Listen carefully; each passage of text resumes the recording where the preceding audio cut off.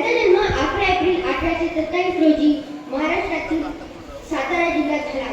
वयाच्या 13व्या वर्षी त्यांचा विवाह सावित्रीबाई यांच्याशी झाला.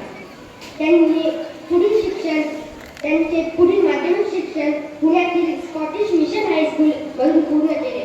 महात्मा फुले यांनी समाजातील अज्ञान, दारिद्र्य, जातीभेद पाहून ही सामाजिक स्थिती सुधारण्याचा निर्णय घेतला. पण समाजाला सुधारायचे असेल तर त्याची सुरुवात स्वतःच्या घरापासून झाली पाहिजे. म्हणून त्यांनी सर्वप्रथम स्वतःच्या पत्नी सावित्रीबाई फुले यांना शिकवले. स्त्रियांना साक्षर करण्यासाठी महात्मा फुले व सावित्रीबाईंनी पुण्यात बुधवार पेठेतील भिडे वाड्यात 1848 मध्ये मुलींची पहिली शाळा काढली. त्यांच्या या महान कार्यास लोकांनी खूप विरोध केला.